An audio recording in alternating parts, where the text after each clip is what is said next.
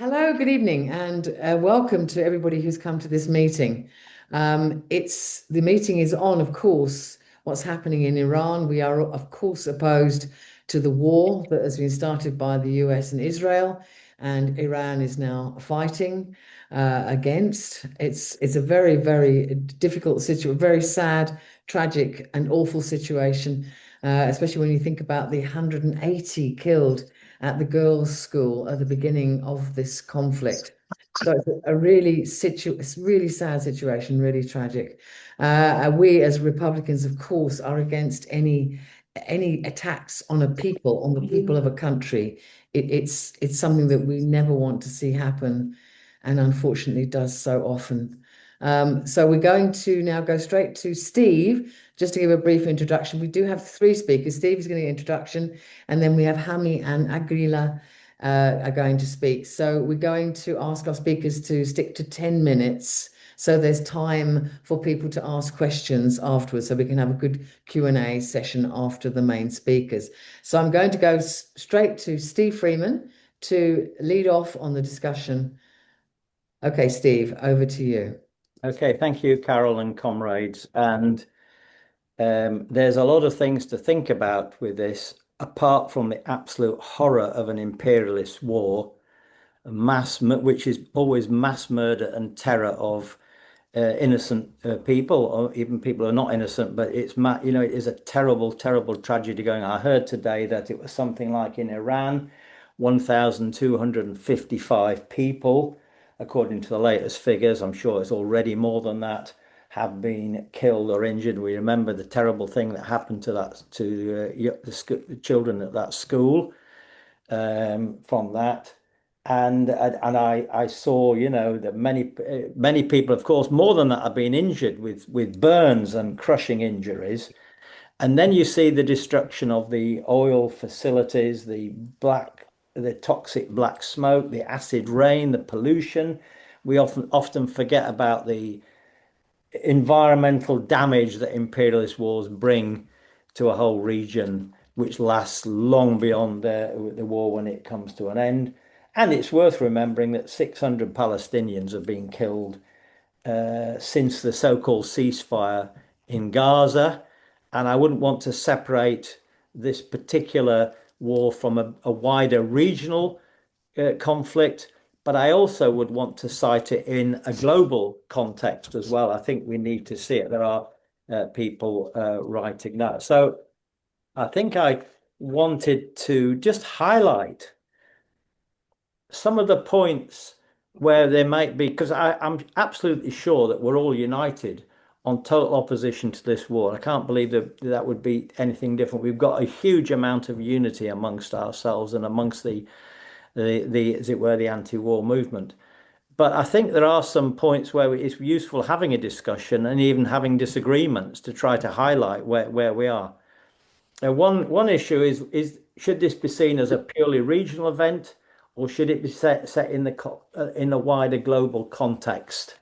Because if you think it's a regional event, then you're more likely to think that Israel could have caused it. If you think it's a global event that's taken place, then then for America there's a bigger picture in all this story, and that is China lurking in the background somewhere in all of this story. So I want to cite it in a global situation, and this regional war should be seen in that wider position. It turns out that Iran has 15% of the world's oil reserves, and China takes 90% of those Iranian oil imports. Now, that's telling you something about oil and who controls the oil reserves in them. And I think you have to go back to the whole of that. We might ask ourselves, when did this war begin? Because there was this story which we saw from can't remember, Marco Rubio, that the war began because Israel was going to launch, and therefore America had to go for it was forced into it, as it were, by the actions of Israel. And I don't buy that story. I mean, it was a useful story to have. I think this war was, I mean, when did it start? I mean, how far back do we go? in that story. But I think in the mid-January, when the US started moving its carriers into the Gulf, is when this war began. And so I think that between those carriers being moved, that America had decided to have its war, and there was a lot of fake negotiations with the Iranian regime that took place. And even the foreign ministry of Qatar said, "Well, it looks like we've got an agreement here. There won't be a war." And I think that was the point when they had to have the war, because they'd never had serious negotiations with the Iranians at all. So that's another thing. And then we've got what's our attitude to the Iranian regime, which divides probably, I don't know if I'm sure our comrades will tell us, some people who support that regime and see the need to defend that regime, and others, including myself, not that I'm in Iran, obviously, but oppose that regime. So what is our attitude to the democratic movement in Iran, which of course we saw back in January, and we talked about it on our previous video that we had, previous discussion that we had. When it seems more difficult when Trump is claiming that he's somehow the democratic messenger. He's going to come and bomb the place in order to liberate the Iranian people, and that is complete and utter nonsense. But it gives people an excuse to kind of think we better support the regime then, and I think we can't see that. There's no mechanism by which an imperialist war can liberate anybody. It never has, and indeed never will. It will always kill people and damage and destroy any sort of democratic movement. And then I think for us, coming back home a bit, the idea, of course, that Britain somehow might not be sort of fully on board with this because of what Starmer did, that's also nonsense as far as I'm concerned. I think just the time when Britain joins, it hangs back a day or two before fully signing up. UK is a player in this war, and for us, the main enemies at home, our task, if you were in the UK, is to oppose the regime here in the UK. And I said the word regime because there's a lot of talk about regime change. It's not just about opposing the Starmer government or going out on the streets in these mass demonstrations, which I went on Saturday myself, and we do, but they're very limited in the goals they set themselves. It's like pleading with our government not to do the things that it's doing. And I think that what we have to think about is a much more fundamental democratic change in this country if we're going to stop this country continuing to behave as an imperialist power. So I think we have to be thinking on the left, because it's the left that's opposing this war. What is it we're trying to say to the people of this country about why we continuously get dragged into imperialist wars and play such a reactionary role in the world? So I think we have to think about our own politics rather than keep going out having repeat demonstrations that are very limited in what they are doing. So I think that's another area where we could usefully discuss. How are we doing time wise, Carol? We are now 14 minutes past 7. So you had. Yes, I want to make, okay, I'll make one more point and I'll have to stop there. I think the way that we, as Republicans, we would see this is to say the fundamental contradiction in all of this is between imperialism and republicanism. By republicanism, I mean the movement of people, the democratic demands, the democratic ideas of self-determination, of liberty, equality, solidarity, which we can clearly see in the popular movement in Iran. That's one thing that's taking place, as opposed to imperialism. When imperialism sets itself up as two rival as a division, so that you are driven to decide, well, should we support this version of imperialism or should we support that version of imperialism? We must always get back to the basic thing that we're about as an independent, which is a struggle for democracy and liberation and freedom. That's a fundamental dynamic against imperialism. I would like to say a little bit about the connection between the English Revolution of the 17th century and the Iranian Revolution in 1789, but I'm going to stop now, I think. Maybe I'll bring that out later because I just think there's an interesting point to be made about that. But I don't think, Carol, I should carry on any longer. The You've slogan, definitely. neither Washington nor Moscow, but a democratic republic, I think was an old slogan, and I think it's one that should guide what we're doing and thinking about. Thanks very much, Steve. I'm going to go to Hamid now as our next speaker, and then we'll go to Aghileh. Good evening, everybody, and thank you for having me here. Um, this evening, I want to talk about a vicious cycle that I believe actually neutralizes efforts to stop the imperial war, and at the same time is not in favor of the popular and class-oriented struggle in the global South countries, including Iran. So my focus would be on Iran. As you know, we have this very strong media and also some demonstrations supporting Pahlavi and also the imperialist intervention by the Iranian right-wingers and monarchists across the cities in Europe, United States, Australia, even New Zealand, and also Canada.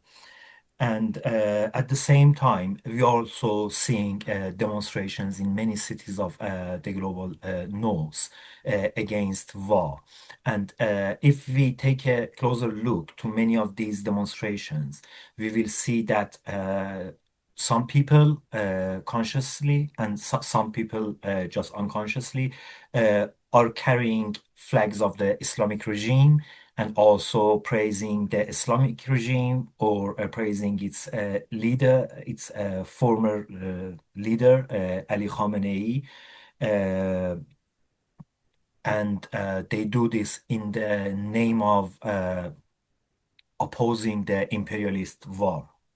And I find this quite problematic. And also I find the monarchy's support. And I think this what is happening in these anti-war protests is problematic, and not from the standpoint that tries to take a Puritan position and trying to distance itself intellectually from the both sides of the war, but actually from a very, very practical point of view. Because, one of the things that facilitates the internal suppression and oppression in Iran is actually the regime believing that and having the chance to have people abroad supporting it, no matter how it operates and how it behaves with the people. And this is, we can see that now in the time of war, one of the most necessary needs of the people is internet, which is cut down. The other thing is like having basic things that are needed in the war. For example, emergency alarms, for example, we don't have. So when somewhere is being attacked by a missile, there is no alarm at all. So if could not even know a few minutes before the attack. So at least they can go somewhere safe in the building. And also media is being suppressed. Activists who are trying to do aid also are being suppressed. And all of these are being done by the Islamic regime.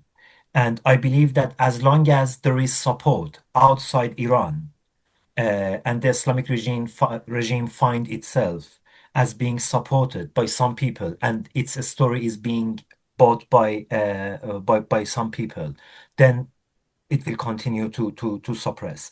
If we want to, I'm not saying open a third way, I'm not saying just putting all of these, like distancing ourselves from like both sides away.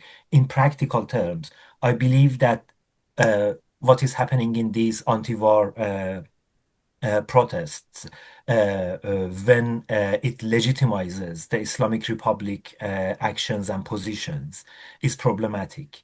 So, from a practical point of view and a point of view that actually takes into account the interests and safety of the people, I believe that we actually need to explain and promote why supporting the Islamic Republic has no good for the interests of the people and also has no good for the anti-war discourse and practice. Uh, the other point that I would like to bring into the table is about how Farsi speaking media in Western countries actually cover the news about the mm, war, and I find that is quite problematic. And I think that this needs to be addressed by progressive groups. Uh, we have, like, broadly speaking, two groups of media.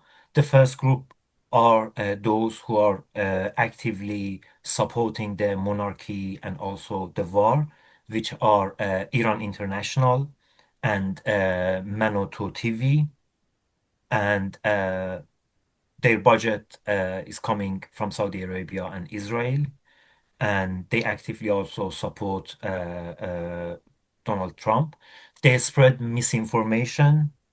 They legitimize crimes that have been conducted by the Israeli and American army. And I think that these media should be legally followed up. And that is something that I believe the progressive groups in UK and in European countries could follow up. And then the second group, again broadly speaking, are some major medias like, for example, Deutsche Welle, BBC, and the way that they cover issues is somehow better than the way that Iran International or Manoto TV cover. But again, here, I'm not saying that they're doing this with any sort of intention, but it seems that they do not put enough effort in terms of the ethics of journalism and the professionalism into the covering of the news. So they do not include many of the details sometimes, or they only include use some very general terms. For example, they say, I was talking with comrades about this few minutes before the start of the meeting, that they said that, for example, BBC said that their school was near a military base. But near, we know that near is a very broad term, very general term, very vague. And when you open Google Earth and measure it to see what is the distance between the school and the military buildings, you will find that there is 71 meters distance. And then when you look at the footage from the after the attack, and also from the very moment that missile is hitting the school, you will find that it was kind of like the explosion was not very something very big, and it was directly going to the school, and then it has been attacked two times. But all of these details are being missed in many of the reports by these media, and I believe that this, whether it is done intentionally or unintentionally, it actually helps the Israeli and American military intervention to legitimize whatever they want to do. And for example, this school is a very, very illustrative example, because they also the Israeli and also American military officials were claiming that, when there is a dense area, there is a dense urban area, and buildings are next together, then these sort of casualties could not be prevented, and they could happen. But in fact, when you look at that school, you will see that it is not in a dense area. There is enough distance, and yet the school is being attacked not one time, but two times. And then, and the sad thing is that when the school was attacked for the first time, teachers and school staff tried to take children to one corner of the school that they thought it would be safer, and they started to call families. And many families were on their way to the school to take the kids out. And then the second missile attacked the school. So, I mean, all of these details should be represented in the media. And the sad thing is that this is not what is happening. If you for some media, like for example Guardian, does this, but major media who have like live TV broadcastings and have more general audience, these information is not there. And I'm afraid that this will also influence the mobilization of the public opinion to oppose the war. So, to sum up what I said, I believe that the first thing is the way that some people support or approach the Islamic regime in these anti-war protests actually helps the Islamic regime to internally make the situation for people worse. And the way media outside Iran are representing what is happening there also influences negatively the anti-war protests and mobilization. And I think that to improve anti-war mobilization, these two issues needs to be addressed. Thank you. Thank you very much indeed. What you've told us about hitting that school is so shocking that they didn't just hit it once, they hit it twice. It was almost as if they waited for parents to come to the school to get their children home and then hit it again. I mean, that's unbelievably evil. But Carol, I think as far as I understand, I could be wrong and I stand to be corrected. I think it was the first place that was actually hit. So this also tells you the focus, So that's also an interesting thing in itself, that it was the first place that was hit as the war started.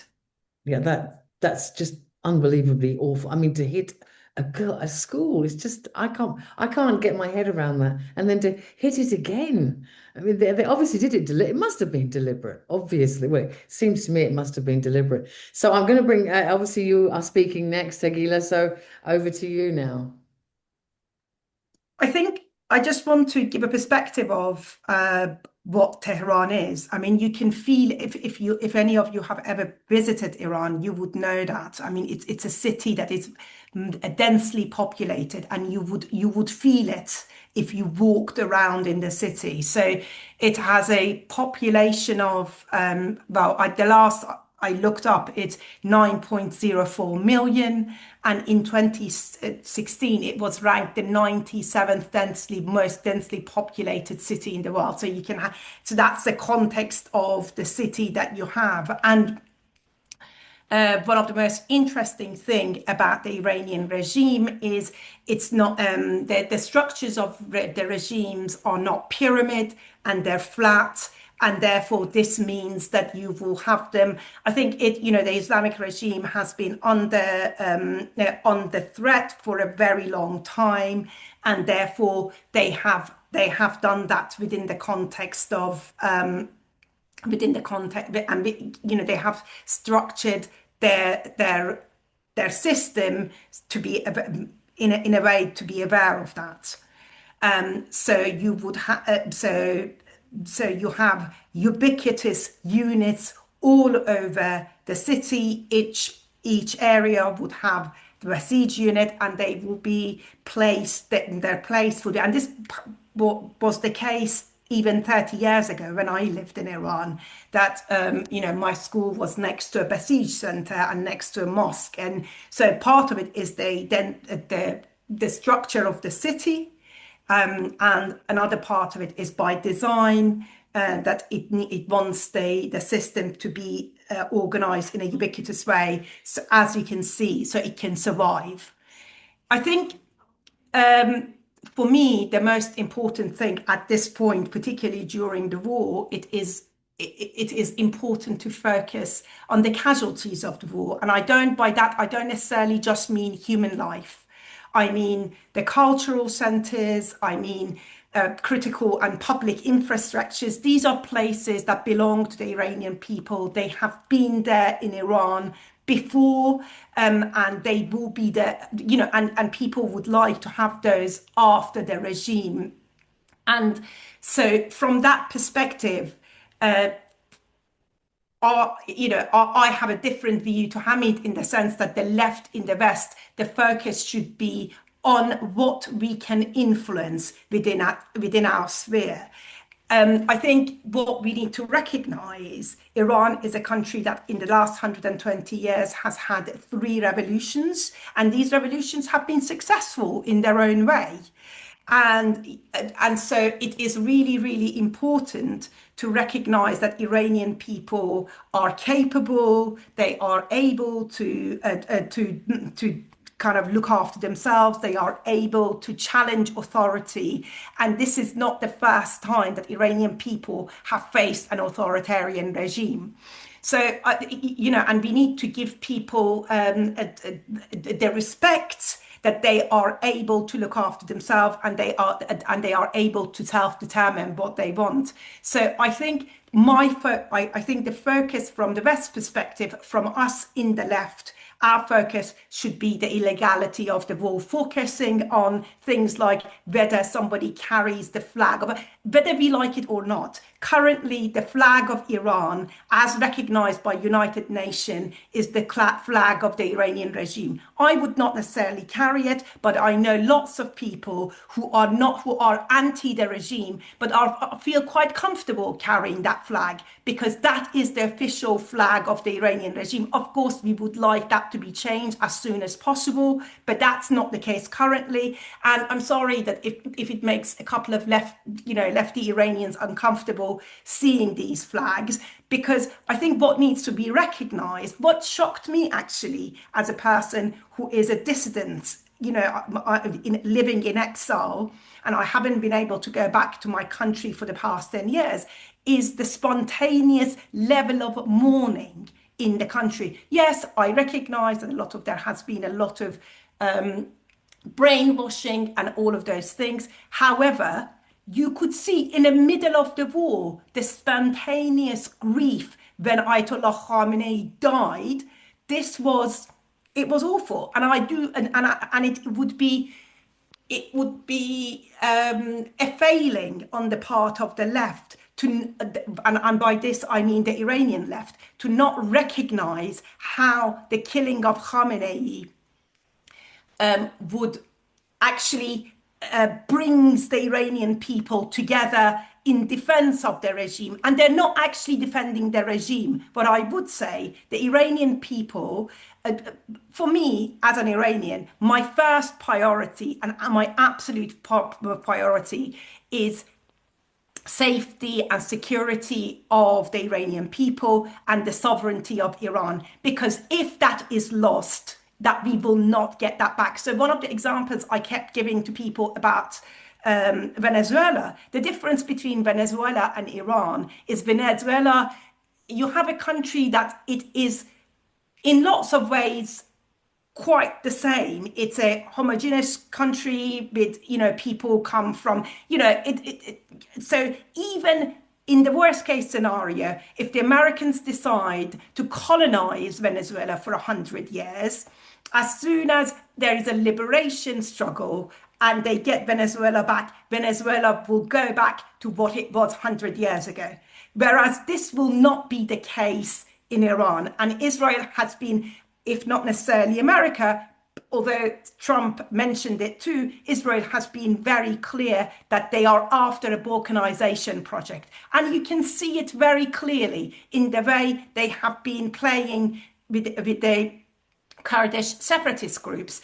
They were very clear that they will, so that there's a whole bunch of, there was a coalition between some Kurdish groups, some of whom are separatists very clearly, and they have arms, and Israel said they will be using them as their ground operations. So I think it would be short-sighted to focus on random person in a demo flag raising the Islamic Republic's flag. I think it is really important, however, to focus on the reporting, for the left to focus on the reporting of the war in the media.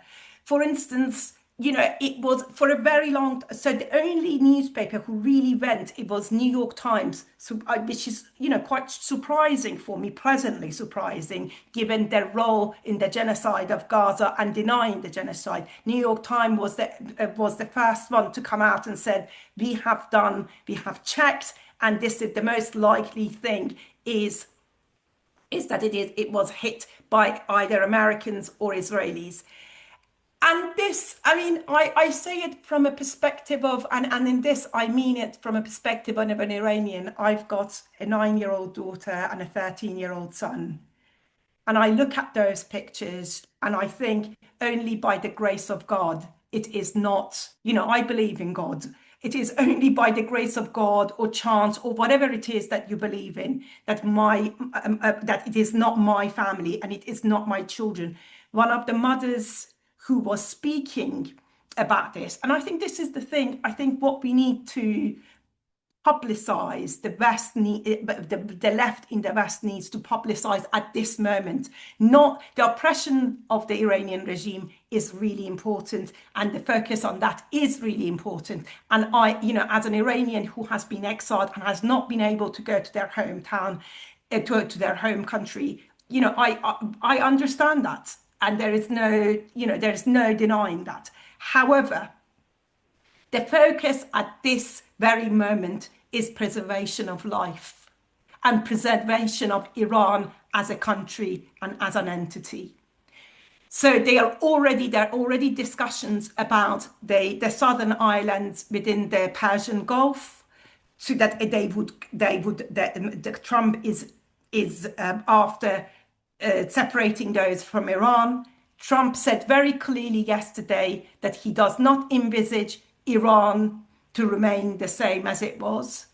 On the other hand, you can see that because Trump, my own impression is that this war started on the behest of Israel. Because actually, as stupid as Trump is, it is very clear that as with the looming elections, this war was not a good war for Trump and Americans to get into, because America first is a big part of that discussion. However, they went in, and this is a war of Israel's making. And it is a war that is, you know, as much, it is a continuation of, Carol, please stop me whenever you think I should. It is a continuation of the dismantling of rule of law and order. And actually, so I was, for the first few days, I was really baffled, given the state of the oil and so on.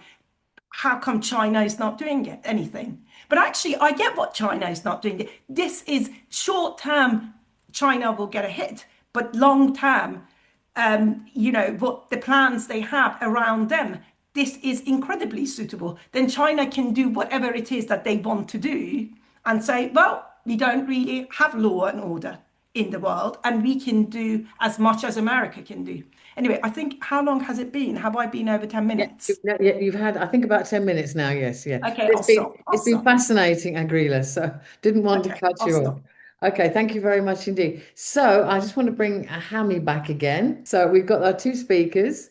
And so if anybody would like to ask questions, please do put your hands up, your electronic hand up, and then I can bring you in to ask your question of either speaker. Mike's got his hand up. I'm going to bring Mike in. There we go. Well, somebody had to. And I mean, there's a lot to take in. I just want to start, an experience that a number of us maybe have here in amongst the English left. Recent film by Djafar Panahi, which was a huge, well, a sort of critical hit. It was just an accident. And in that film, which is sort of very darkly satirical about the regime, there's a absolute unity. Everybody has experienced the regime either directly incarcerating them or terrifying them or family members or people that they know. So they're all united in hostility to the regime. What divides them is how far they think they can go and keep safe, basically. And I mean, I've watched it twice. I thought it was that good. And I do recommend it. But I was then reading just a handful of, about 2 or 3 days ago, I think I forwarded the article to some people here. The huge kind of conflict that there seems to be right across the Iranian diaspora, people in Iran and people elsewhere. Apparently, I cannot believe this. I find it hard to believe. But, there are, Pahlavi supporters of the son of the Shah of Iran, and they have been hyped up, and they exist in America and in other places. We've met them on the streets here in Britain, at Gaza demos, allying themselves with Zionists and far-right British fascists. And I've actually encountered them here in Ipswich, where they've come up and said, this was before the attack, well, you're out supporting Gaza. Why aren't you supporting the Iranian people? To which I said, I do. But it was something that divided our Gaza movement, just as it divides, Iranians across the world, because the author of this article actually said, and this was truly shocking, that people sent champagne glass emojis when they heard that Khamenei had been killed. And, that coming on top of, well, I didn't realize, Hamid, that it was actually a double tap attack on the school. This is something the Israelis have perfected in Gaza, to kill as many people as possible. So whether the Americans did it, they are practicing this absolute, carpet bomb strategy, raining destruction. We've had the raining oil and the toxic fumes which are burning the skin of people and destroying the environment for God knows how long. And Steve's point is well made there. And it is being led. I mean, Israel is the mad dog of imperialism. However, it is, it's been let off the leash by Trump. But let's not mistake, it is imperialism which created Israel in its current state. And now US imperialism, I mean, it's worth reading some of the things that Hegseth says. He's an abomination. He absolutely is. Because, he, as well as his tattoo, which is a Crusader tattoo, which celebrates the slaughter of Muslims in the First Crusade. And incidentally, they also rounded up or the Jews in that crusade, and stuck them in a synagogue and set fire to it. So, there were equal opportunities, uh, uh, abominators. But with this, we have to support the Iranian people. I don't care for the regime, but in a situation like this, I mean, as the speakers have made clear, now, Aghileh, you in particular, this is a profound civilization of 90 million people, which has deep, deep roots, which are being absolutely trashed. They are setting out to do what they have done in Gaza to Tehran. We cannot allow that. Absolutely, Mike. It isn't, as Aghileh and you have said, it isn't just the loss of life, it's the loss of the culture and the wonderful buildings and the universities and everything that goes with Iran and its people. I've got John to, can I just, if I can may just ask a question about this. Why did Israel want this to happen? It's causing an absolute crisis in terms of energy to the rest of the world, to the surrounding Arab states. Why did Israel want this to happen? To me, it doesn't seem to benefit anybody at all. Anyway, I'm going to bring John in now, John Tumman. Thanks, Carol, and thank you to both speakers. I think Mike's absolutely right that our support must be for the Iranian people, and but what this particular Zoom is honing in on, which is a more nuanced version of that, and there isn't total agreement between the two speakers on this, it seems, is whether at given the situation, which Aguilera seems to me anyway to be saying, this isn't just an existential struggle for the Iranian regime, it's an existential struggle for the Iranian people too. And that is a different perspective.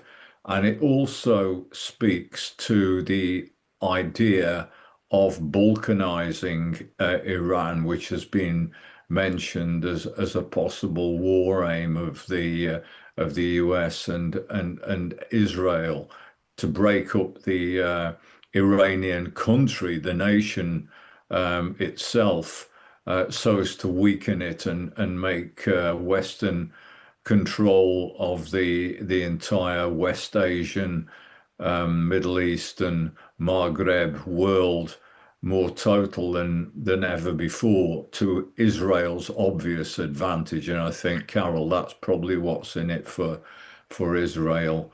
And yet I think we must, at a level of expressing our solidarity in this country, make the distinction that Hamid is making as well, which is that we do not support the regime, and yes, we have the relative luxury of doing that here because we're not under imminent attack, so we can say that.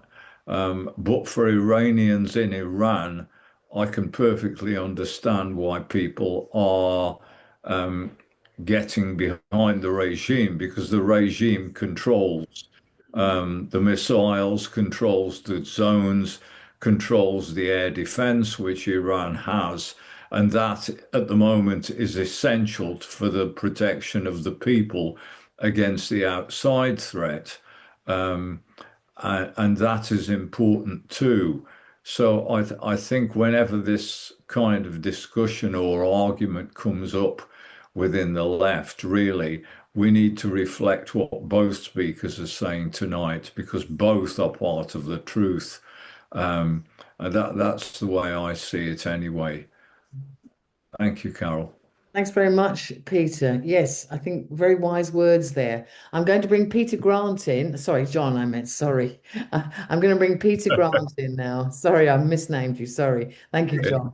I'm going to bring Peter Grant in now. I won't take offence. Yeah, I think I'd want to go back to that the battle that we have to have is with our own ruling class and the crown that operates out of the Houses of Parliament and Buckhouse and everywhere else, because just this today they've shown, the BBC have shown two B-52 American bombers landing at Fairfield, I think it is, the airbase, along with two of the B-1s and the B-2s.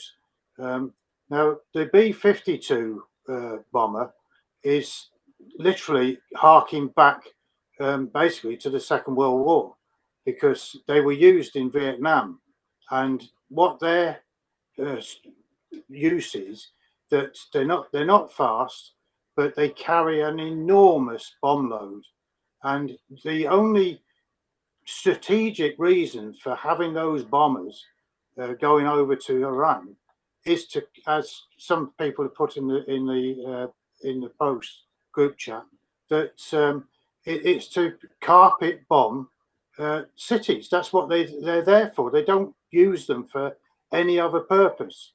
And I think that it is up to us on the left in this country to actually put up resistance and to attack the government for allowing the Americans to actually put those planes onto an airbase in this country, which directly makes us parties to the conflict.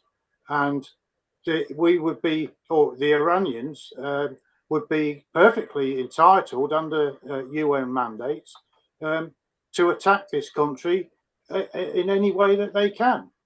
Now, the other thing that came out today was the cost of this war, because the Americans are going through their munitions stores and the Israelis, and it's costing like $8 million per missile, and it's a huge cost to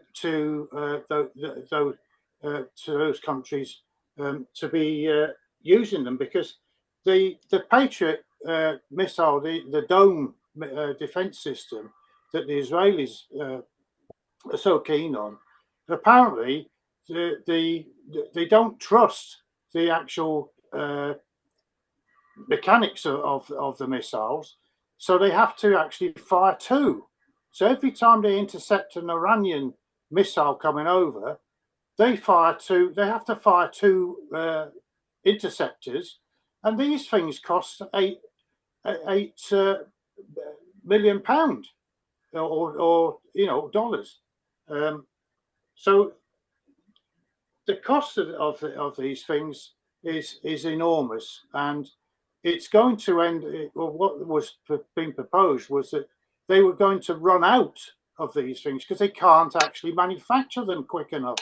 It's not. But the other side of the coin is that these drones that the Iranians have perfected and sold to Russia to use in Ukraine, very effective use in Ukraine. These cost 10 a penny. You could buy them on Amazon for sort of 10, 15 quid for a drone, and therefore the balance would tilt, because Iran have got thousands of these drones ready to go. I don't think we've seen anything yet with them. I think they're holding back, getting the Israelis and the Americans to exhaust their stockpiles, and then they're going to use these drones. That's what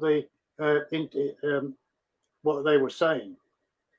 The last thing is on the school, which was, as Carol and everybody has said, was terrible. It was a disgusting thing to do, a double tap attack like that. The BBC, you don't often praise the BBC, but the BBC have actually exposed the fact that it was the Americans that fired the missile. It was an American missile that hit that school, and it was deliberate.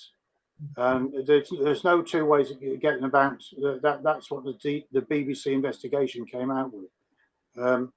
And we have to bear in mind what Israel have done in Gaza, where they've actually annihilated hospitals and schools on a massive scale.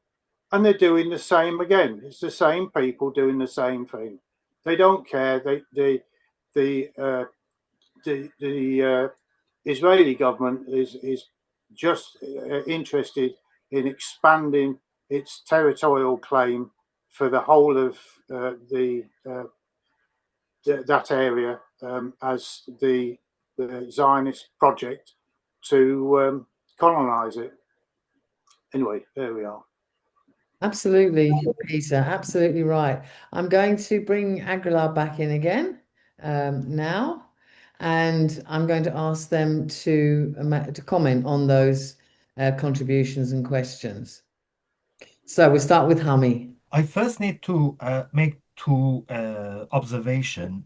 The thing is that I disagree with Aghileh that some random people carrying the Islamic regime flag. Campism is not a random thing, and campism is happening, and it is a discourse that is used by power to serve their interests, and we can see it. We just need to observe the pro-Islamic Republic media. And also, we need to observe those people who are carrying that. Because I identified three people carrying the Islamic Republic flag.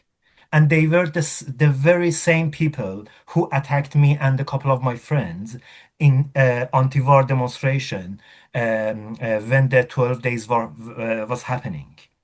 And those very same people were carrying the Islamic Republic flag. So I don't think that this is something randomly happening. I think campism is something that actually did quite lots of harm to the leftist movements across the world. And the left needs to do something about that. We have been discussing the campism for several years in many global south countries. And we have the experience of people in the Soviet Union who have been oppressed, but their voice never reached anybody else outside the country because they were always accused of being influenced by the imperialism or not understanding the geopolitics of the Cold War. My second point is about the Kurdish parties.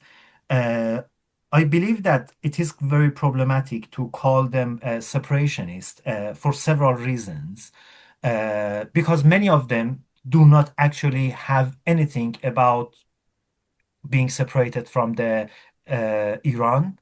For example, we have three Komala parties, and two of them particularly insist in their constitution that we consider ourselves as part of Iran. And even one of them, the name is the Kurdistan Organization of the Iranian Communist Party.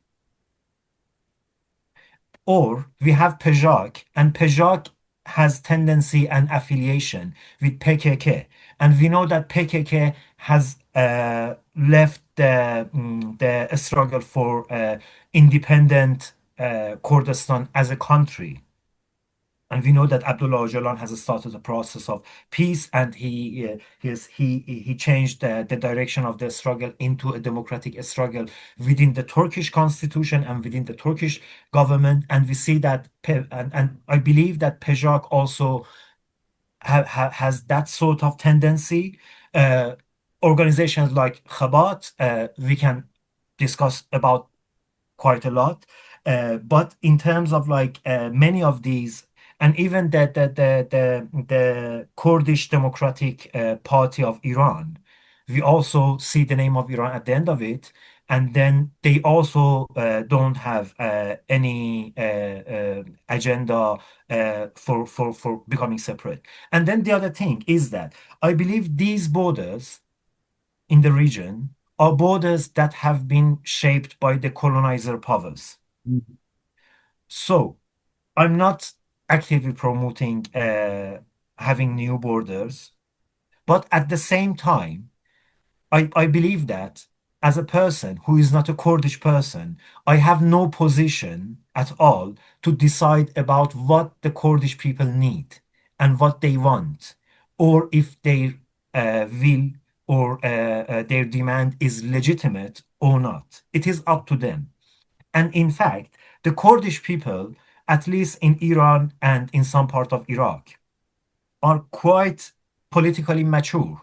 And we can see that during the Jina uprising, they had the opportunity, and in terms of the Western countries' support, and also in terms of people inside Kurdistan in Iran, were asking them to intervene with armed forces, and they never did that.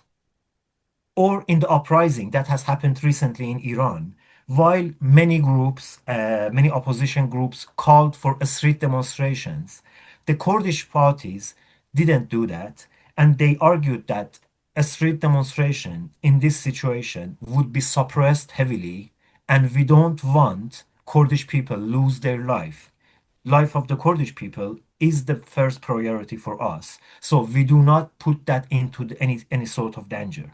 And this has been like the position of some of the major Kurdish parties. So all of these details are quite important because it is like we cannot generalize or have a general Kurdish position.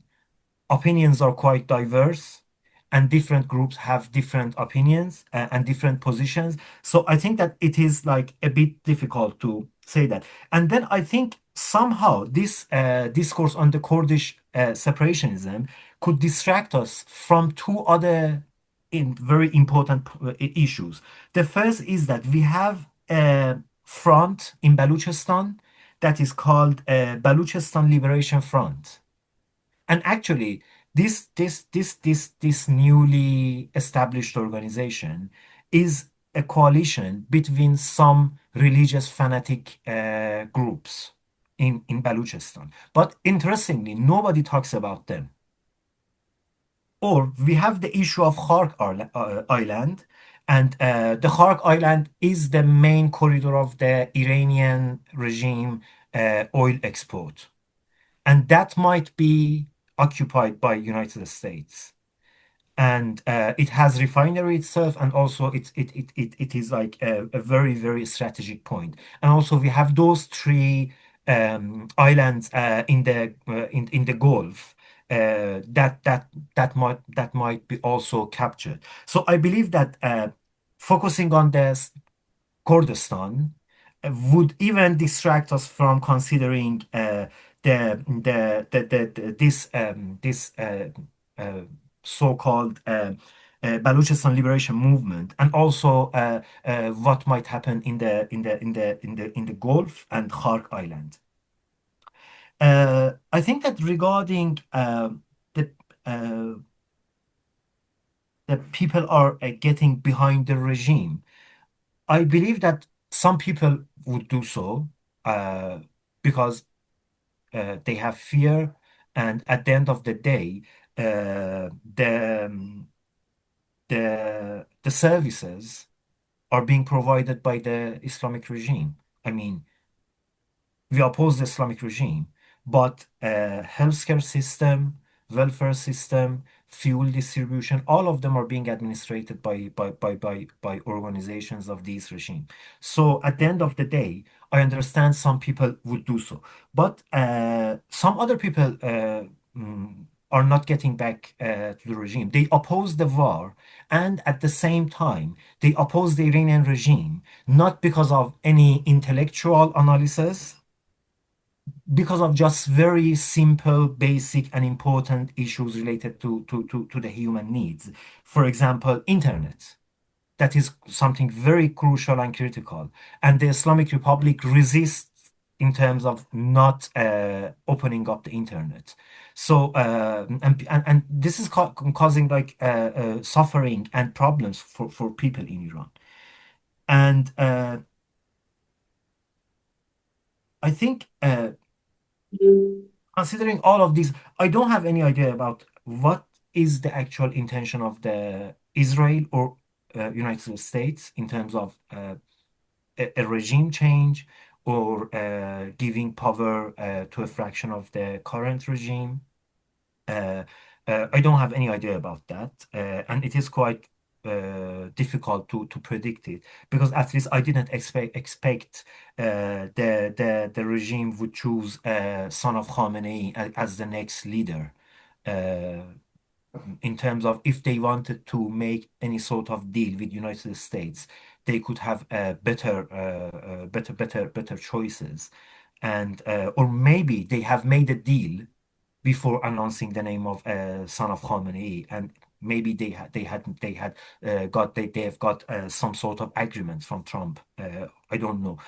So it is very difficult to say what is the intention of these powers. But what is quite clear for me is that both the war that is imposed to the country and at the same time that the way that the Islamic regime is administrating the country and also attacking the neighbor countries uh, are causing suffrage for the people. Just consider that the Islamic regime attacked UAE, and who was killed? A care worker, a migrant care worker, a migrant female care worker was killed. So at the end of the day, who suffers from this war would be the working class, the ordinary people. And this is the reason I believe that is the material reason that we need to oppose the war. Because if we enter to this war from from an international relation perspective or from this geopolitical perspective that only analyzes the issues at the level of the countries or nation states, at the end of the day, we might fail to address what is happening actually to the working class. And then my final observation would be there are very, very different opinions in Iran, and we need to recognize this. One of the problems that we didn't recognize the right-wing fascist uh, ideologies and approaches inside the population during the Jina uprising. And we were saying that, okay, the movement is progressive. The majority of people participating in the movement are progressive. And these racist, monarchist, right-wingers, opposition are the minority. And we didn't recognize their existence. And at the end of the day, we ended up that they captured the whole media space and the public discourse and legitimized this vicious war. So we need to recognize that we have monarchist people in Iran, we have leftist people in Iran, we have people who have no political uh, ideology or political stance. They just want to live. And if we recognize this diversity of the opinions and diversity of the approaches inside the country, we could better understand. And in case that we want to do something that is beneficial for them, I think this is a very basic requirement because it is like we should see the reality, not imposing what we think to the reality. Thank you very much indeed, Hami. That's very interesting. And as last time when we spoke, you are outlining things that are in every country. We've got our fascists in the UK who are on the streets in their thousands on occasion, and so we've also got that danger to worry about. But you had it. They took over your revolution, and that was not a good thing at all. I've got Aghileh, I've got Steve and John. Can I bring them in first? Yeah, And absolutely. then we'll go back Absolutely. to you. So I'm going to bring in Steve Freeman and John Kagan. So bring you both in at the same time. So John, if I can ask you, if you can ask your question. It was very good. You put it in the chat. Now ask it in person, please. Yeah, thank you very much, Carol. I'm really enjoying the conversation, and I hesitate to even get involved with my limited knowledge of on the ground when I'm speaking to some Iranian people. But my question was, I mean, I'm a little bit perplexed and I'm a little bit confused by some of the things, especially Hami's been saying about where the left should be more critical of the regime at this time, which strikes me as a little bit strange. But the question I wanted to put to both of you, and I have a feeling that Hami and Aghileh might have slightly different answers to this, but I'd be interested in both. I mean, if what do you think is going to happen if this regime falls under these circumstances? Do you think it could possibly be in any way a good thing for the Iranian people? I mean, I think the situation now, the Iranian regime has to win this war, or at least I don't know what winning means exactly, but there is. Let me just put it that way. I mean, that just seems to me the paramount concern at this stage. If the Iranian regime falls at this time, what do you think is going to happen to Iran? It's going to be a disaster for the Iranian people as well as the regime. You know, please answer that, or if if you think it's worth answering. You know, thank you.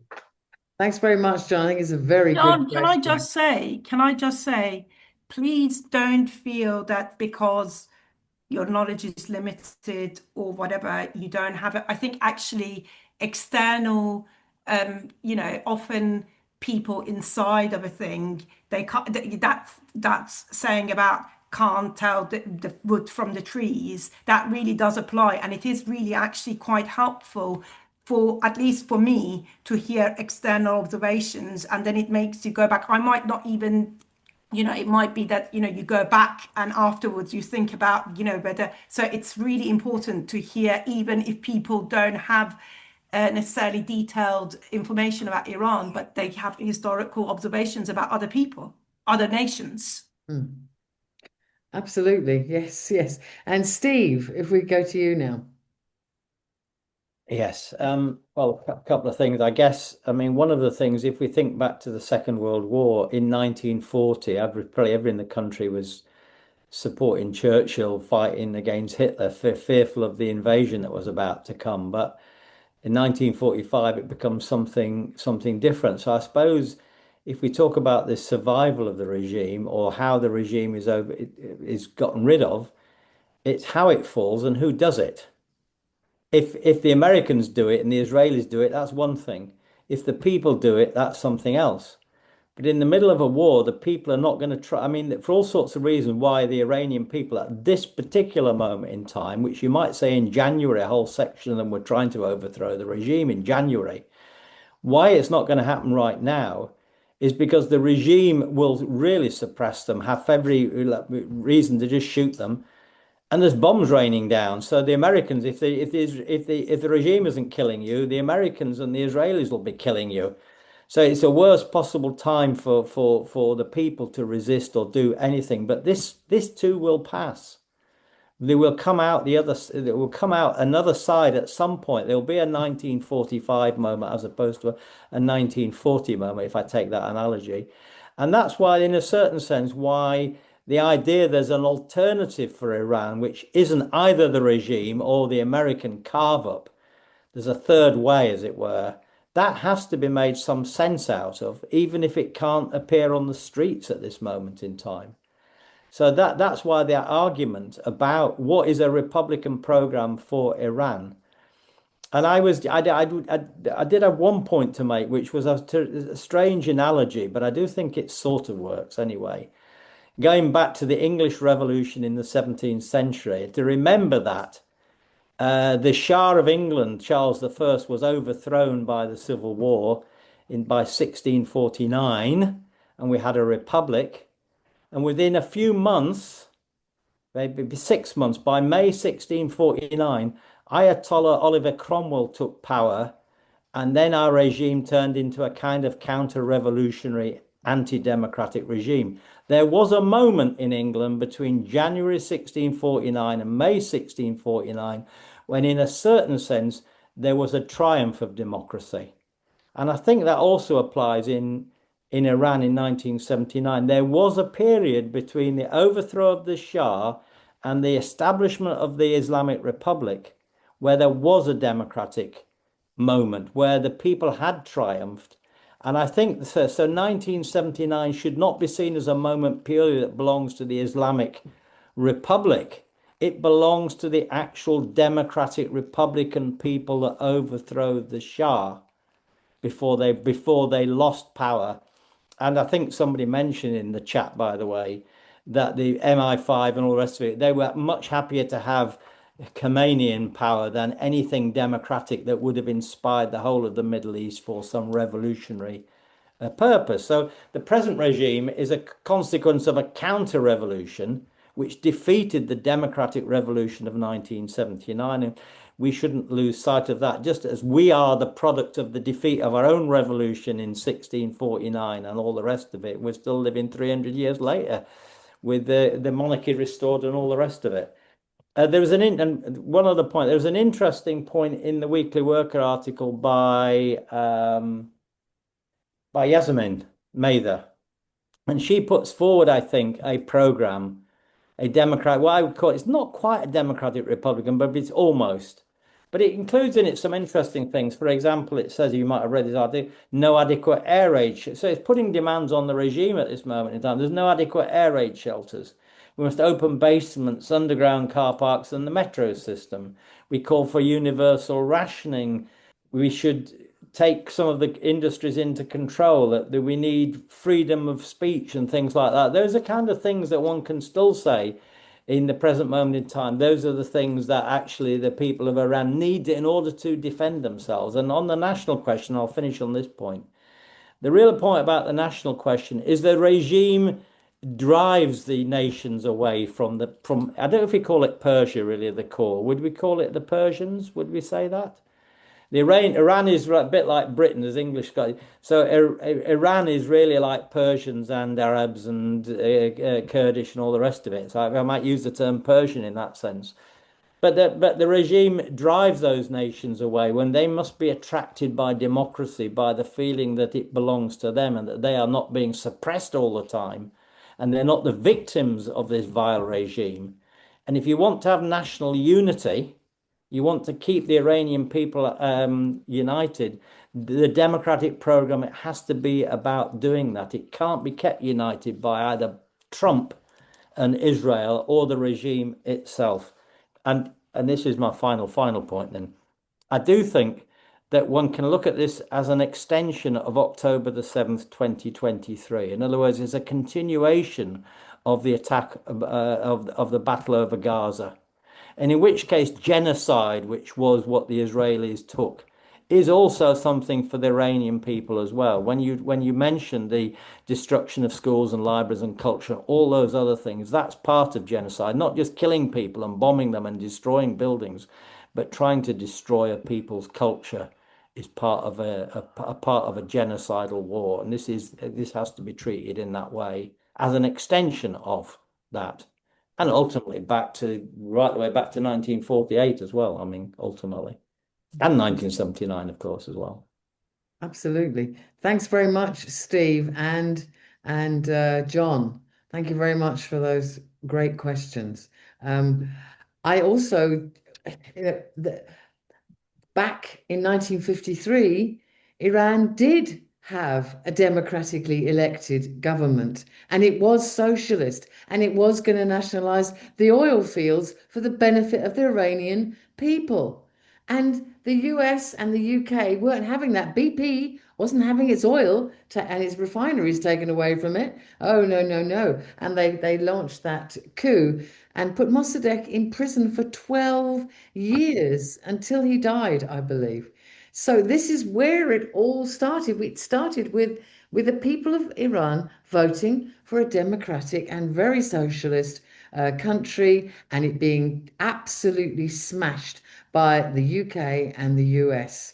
And everything seems to me to have stemmed from that first coup. Anyway, back to you, Aghileh, for your final concluding remarks. So what I would say, I will go back again to the emergency things that matter. This is on top of the loss of life. So today or yesterday, the mayor's office in Isfahan was hit. This is a 400-year-old building from its inception. It is called Bagh Zeresht, which means Barbary Garden. And it was built in the 16th century during the Safavid dynasty. This doesn't just belong to the Iranians. It's part of UNESCO, and it belongs to the World Heritage. So it is all of us who need to be sad about this. And honestly, it's heartbreaking to look at these buildings and to see them just disappear at the will of Benjamin Netanyahu. So I think there was a lot of I feel like Hamid, there was a lot of accusations, although very nicely and quietly put. But for clarity, I am against this regime. But this is an existential emergency moment for Iran and the Iranian people. And the focus in the left outside and Iran needs to be very, very clear.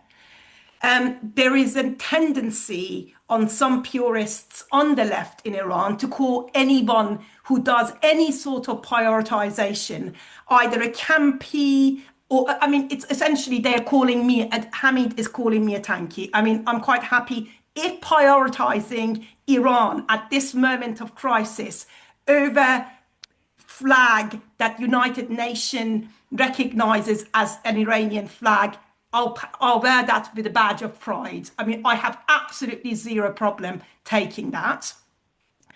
And I have to say, whatever Hamid might think, a lot of Iranians would also agree with me. To say that, and to say that people that are supporting the regime and that spontaneously turning up to the demos in Iran, that, they are scared of losing their benefits and so on. This is kindly put and very kindly put, is incredibly condescending. It is a population of 90 million people. There is diversity of thought and diversity of ideas and what they think is important. I'm sorry, I don't need to prove my anti-regime credentials. I am a child of a person. When I was 3 years old, I had to go and visit my father in the notorious Evin prison. I don't need to prove my anti-regime credentials. This was very, it's just, I just don't think it's on, and it is, and actually it is not true either. It's, my aunt, who is incredibly, my mum's sister who lives in London, she's a pharmacist and who is incredibly anti-regime. And her husband has been living in exile for the past 45 years in England. She says that she would rather carry the Iranian, that flag of Iran, because that's formally recognized. You might say it's misguided, you might whatever, but to categorize these people as collectively pro-regime, this is the thing that makes the left in Iran a laughingstock. If you are taking, and as far as the Kurdish question is concerned, if you're taking money from Israel and US, particularly at the time of war, and then you form a coalition, then by definition, you're a separatist.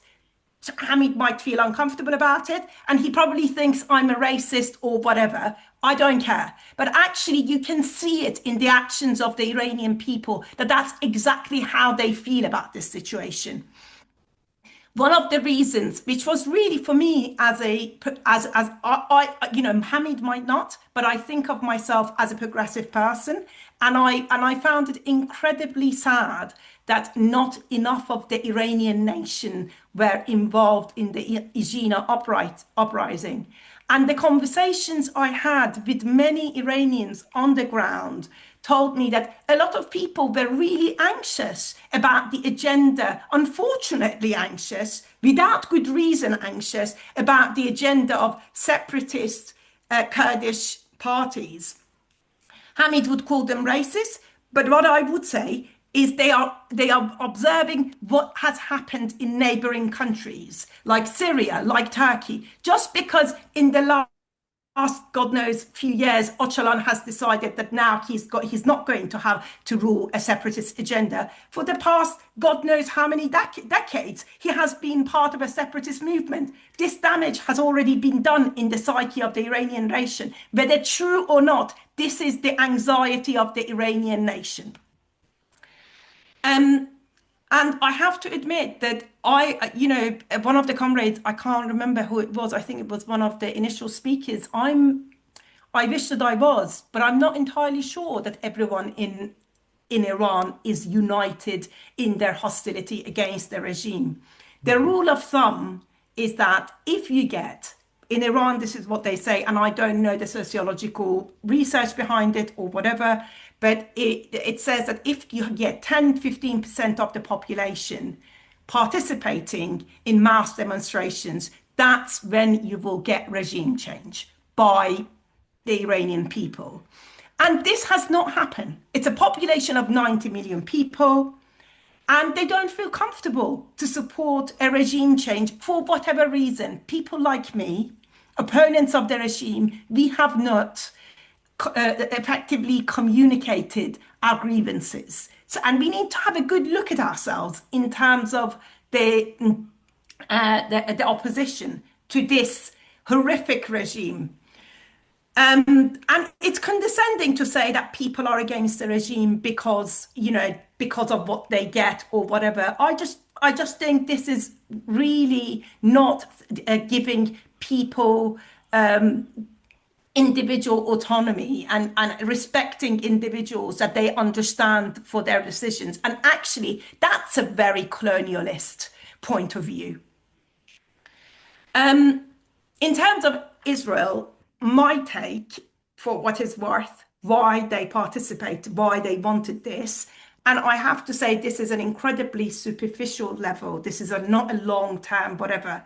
We do know that, I mean, I don't know whether people read the article. I think it was the Figaro newspaper in a French newspaper who had done a massive research on, it was published, I think, a couple of weeks ago, about how the Israelis have been participating in,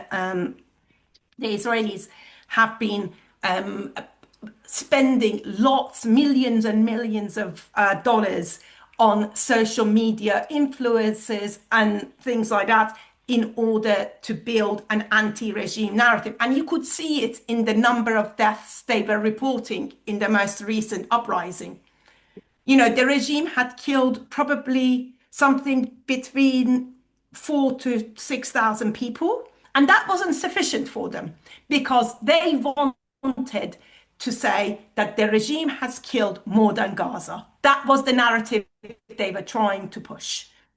I mean, for me, whether the regime killed 100 people, 10 people, or whatever, it was still illegitimate. And I don't need to lie and decide that it was 30,000 people to manufacture consent in my own population in order to attack Iran. But the biggest thing that has been the cause of, for me, that has been the cause of this attack is the political life and freedom of one Bibi Netanyahu. There are Israeli elections looming very soon, and Netanyahu can see his political life and his freedom ending in one election, and he will do anything that he can in order to save himself. In terms of if the regime falls under these circumstances, I would say that I am incredibly pessimistic. I sincerely hope that it doesn't. I read somewhere from a defense analyst saying that Iran has capacity to carry on with this war for 60 days. That's how long they have planned for. Yeah. And, you know, I don't know, I'm not a defense analyst. I don't really know whether that's accurate or not, but that seemed like a credible argument. So it's this balance between what is good for Donald Trump in terms of his upcoming elections and what is good for Bibi Netanyahu in terms of his upcoming elections. And we are already seeing the damage in Tel Aviv is agitating Israelis because they cannot allow Israeli population to go back to normal life because they're being hit. If the regime falls, there is a real threat of balkanization. I still don't think there is sufficient popularity of the son of the Pahlavi puppet to come in. Oh. But I suppose if you have a balkanized Iran, they could give one bit of Iran to him. And you know, it would be the end of Iran that I left behind, and my children will not be able to see that. And it's really sad to be at a time where people are losing their lives to worry about the myth of a country. But actually, I think I'm allowed to mourn for the myth of my country.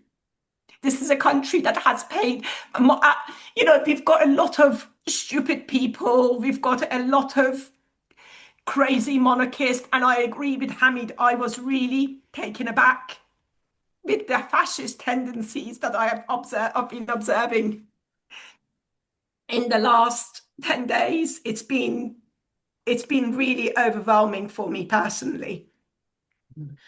But I feel that this is, so I agree with that. And because I've always known that there are lots of racist elements because of how refugees from Afghanistan, when they are essentially the same people as us, are being treated in Iran by the Iranian people.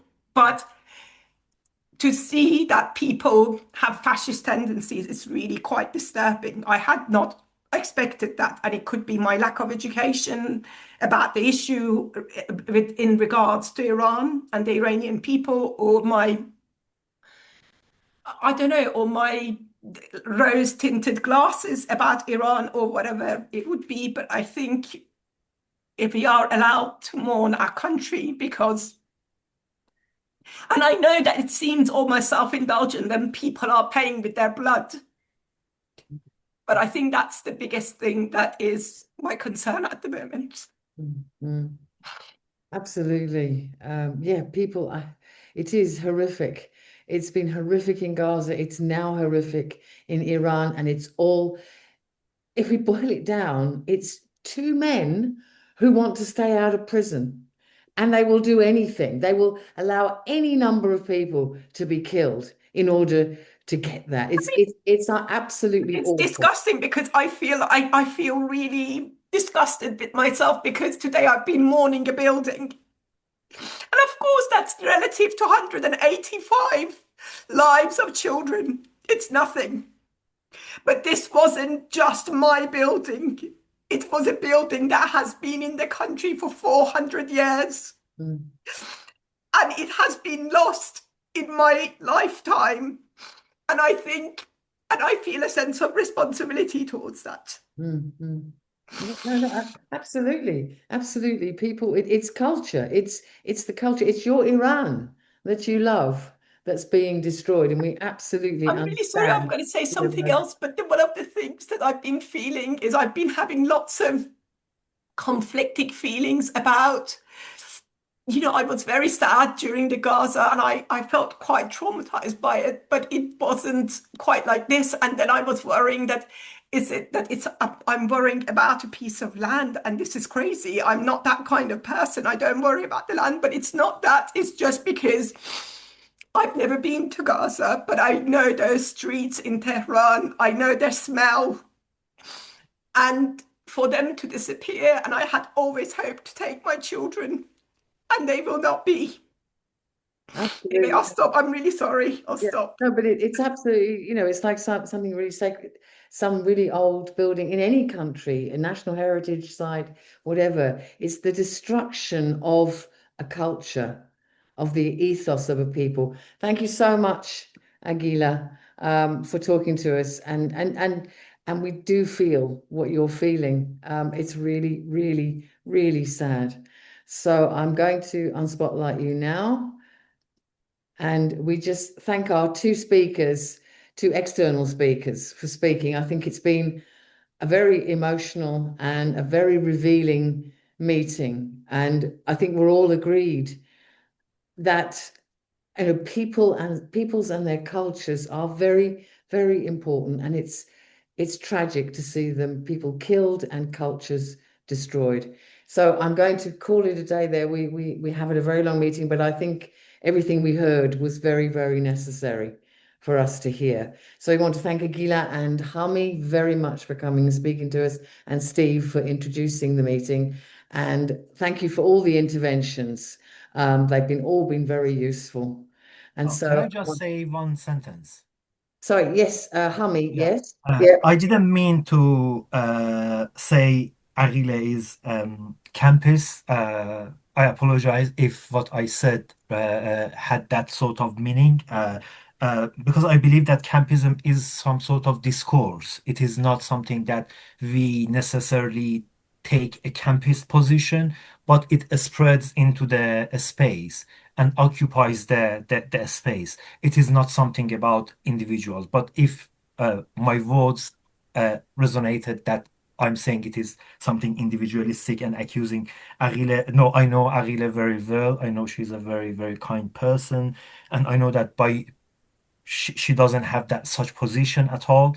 And I know him, I know her, I know her father, and I know how they think. Yeah, so I apologize for that if I said something that had that sort of meaning. Thank you very much, Hami. It is always, isn't it? It's always quite difficult to separate the ideology from the person sometimes. So thank you so much, everyone, thank you very much to our speakers. Thank you to Steve for the introduction and the intervention. And thank you to everyone else who's spoken. It's been a very necessary meeting, I think, and a very instructive one. So as I always, well, I don't know if I can say it tonight, but please try and enjoy the rest of your evening. Goodbye.